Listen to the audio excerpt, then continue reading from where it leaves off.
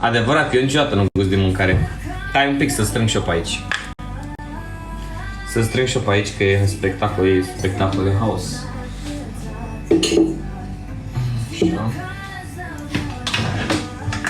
Asta și asta la spălat.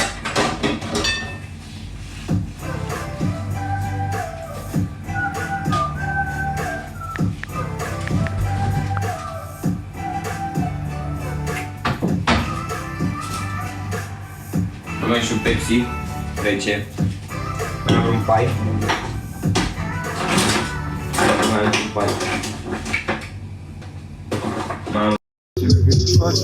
Mai mare acolo, Dani, da?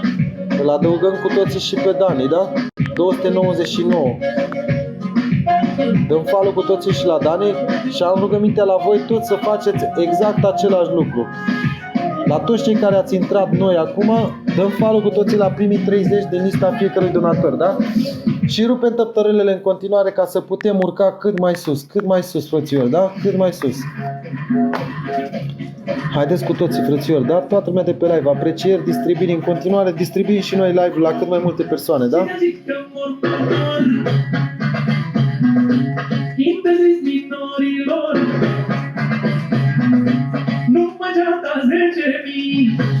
Ada, te salut! Haideți cu toții, tăptărică pe ecran, da? Hai, șerbanul!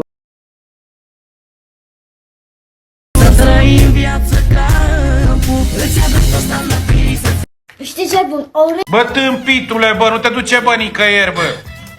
Bă, știi ceva? Ia-o! Bă, tâmpitule, bă, nu te duce, bă, nicăieri, bă. Bă, știi ceva? Ia-o! За Россию! Se spune că dacă la numărul tău de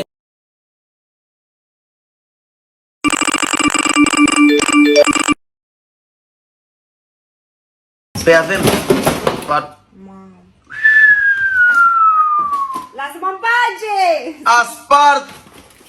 Lasă-i bine, că le luăm pe astea, că noi ne luăm altele. Mi s-a zis...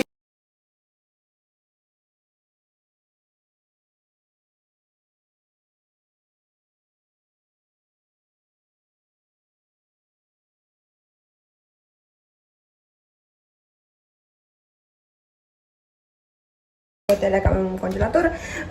Să sunăm pe tine și pe Lare să vedem cum facem dacă... Nu mai mișca, că după aia zici că se vede. Nu e de la Mama Natură. Vă zic eu cum stă treaba. Face solar la 2 zile aproape. Eu nu mai pot mă dor picioarele. Am stat în genunchi. Da. Uitați genunchiul. E mai nasol dacă ești femeie și ai genunchi.